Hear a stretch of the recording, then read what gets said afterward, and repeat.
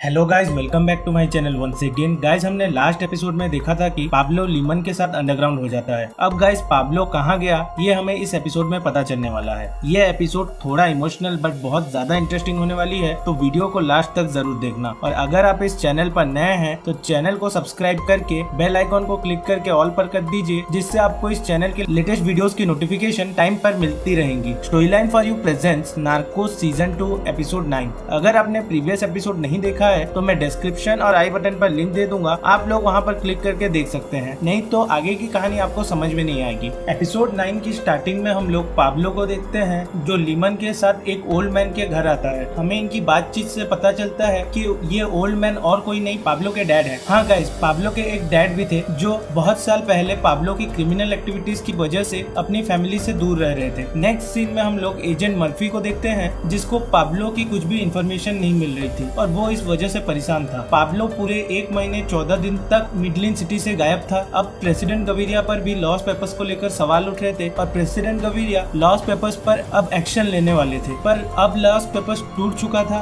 और उसके पार्टनर्स अलग हो चुके थे। पाब्लो के मिडलिन सिटी छोड़ के जाने के बाद पूरे सिटी के 2 हिस्से हो चुके थे। एक हिस्से पर कस्तानियो ब्रदर्स जो मिडलिन सिटी में पाउडर के बिजनेस में आना चाहते थे और दूसरे हिस्से पर जूडी मोनकाडा जो पाब्लो के जाने के बाद मिडलिन सिटी में पाउडर के बिजनेस की नई बेगम बनती है। जूडी डॉन वर्ना को बोलती है कि वो डीए को कैली कार्टेल और कस्तानियो ब्रदर्स के बारे में इंफॉर्मेशन देगी, जिससे वो लोग उन्हें खत्म कर देंगे और पूरे कोलंबिया में वो पाउडर के बिजनेस को कंट्रोल करेगी। पर डॉन वर्ना जूडी को इन सब के लिए मना कर देता है। वो बोलता है इसमें बहुत ज्यादा रिस्क है। नेक्स्ट सीन में हम लोग मसीना को देखते हैं जो एजेंट पेनिया को बोलती है कि प्रेसिडेंट गविरिया लॉस्ट पेपर्स पर इंक्वायरी करने वाले हैं, ध्यान रहे इसमें तुम्हारा या डीए का नाम नहीं आना चाहिए। नेक्स्ट सीन में हम लोग जूडी मोनकाडा को देखते हैं जिस पर एक जानलेवा अटैक होता है, पर जूडी इस अटैक से बच जाती है। जूडी पर यह अटैक कस्तानियो ब्रदर्स ने किया था। गाइज, अब आप सोच रहे होंगे कि कस्तानियो ब्रदर्स ने जूडी पर ऐसा अटैक क्यों किया, क्योंकि गाइज ये पाउडर का बिजनेस है, इसमें अगर लीडर स्ट्रॉन्ग ना हो तो उस पर ऐसे अटैक्स होना आम बात है। नेक्स्ट सीन में हम लोग एजेंट पेनिया को देखते हैं जिसको डॉन वर्ना कॉल करके जूडी पर हुए अटैक की इन्फॉर्मेशन देता है और एजेंट पेनिया जूडी से मिलने आता है, जहाँ जूडी बोलती है कि ये काम जरूर कस्तानियो ब्रदर्स या कैली कार्टेल ने किया है। वो एजेंट पेनिया को बोलती है कि तुम इन लोगों को अरेस्ट करो, पर एजेंट पेनिया बोलता है ये तुम नार्कोस के बीच लड़ाई चल रही है, मैं इसमें इन्वॉल्व नहीं होना चाहता हूँ। लेकिन जूडी एजेंट पेनिया को ब्लैकमेल करती है। वो बोलती है कि वो कोलंबियन गवर्नमेंट और प्रेस को इन्फॉर्मेशन दे देगी कि एजेंट पेनिया लॉस्ट पेपर्स के साथ मिला हुआ था, उसी की वजह से पाब्लो का एम्पायर खत्म हुआ है। एजेंट पेनिया जूडी को बोलता है कि तुम डीए की विटनेस बन जाओ और हम तुम्हें प्रोटेक्शन देंगे।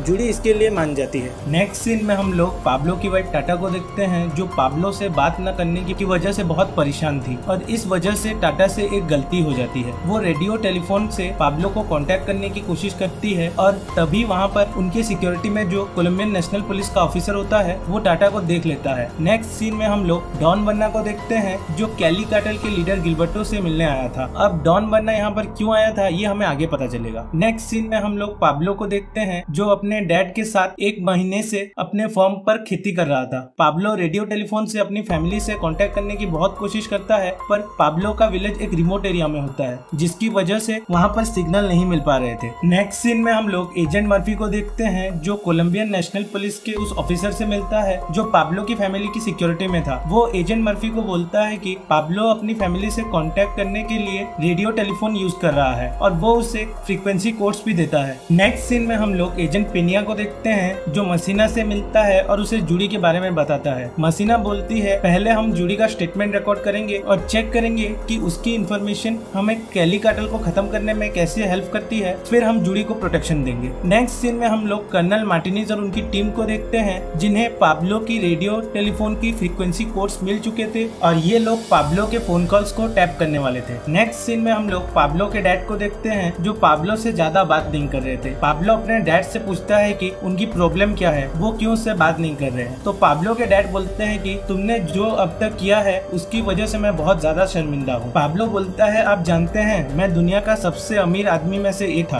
और मैं कोलंबियन पार्लियामेंट के लिए भी नॉमिनेट हुआ था, पर आप सिर्फ एक अकेले ओल्ड मैन हैं जो इस बेकार से फर्म में रहता है और जिसको पता भी नहीं है कि उसकी फैमिली कहाँ है और क्या कर रही है। पाब्लो के डैड बोलते हैं कि भले ही तुमने बहुत सारे पैसे कमाए हैं, पर तुम्हें पता है तुम्हारी वजह से कितने लोगों की जान गई है, तुम एक मर्डरर हो, चले जाओ यहाँ से। गाइस, आप सोच रहे होंगे पाब्लो जो इतने सालों से अपने डैड से मिलने नहीं आया था अब क्यों अपने डैड से मिलने आया है। पाब्लो ने अपने डैड के फॉर्म में बहुत सारे पैसे छुपाए थे और वो इन्हीं पैसों को लेने आया था। पाब्लो लीमन को एक मैप देता है जहाँ पर उसने पैसे छिपाए थे और वो लीमन को उन पैसों को लेकर आने के लिए बोलता है। जब लीमन वहाँ जाकर उन पैसों को निकलता है, उनमें से सारे नोट सड़े हुए थे, एक भी नोट काम का नहीं था। नेक्स्ट सीन में हम लोग अटॉर्नी जनरल को देखते हैं जो पाब्लो की फैमिली से मिलने आए थे। वो पाब्लो की वाइफ टाटा को बोलते हैं कि नेक्स्ट वीक आपकी सिक्योरिटी कस्टडी खत्म होगी और प्रेसिडेंट गवीरिया पाब्लो की फैमिली को दूसरे कंट्री में जाने के लिए अलाउ नहीं कर रहे हैं। अगर पाब्लो सरेंडर करता है तो मैं प्रेसिडेंट गवीरिया से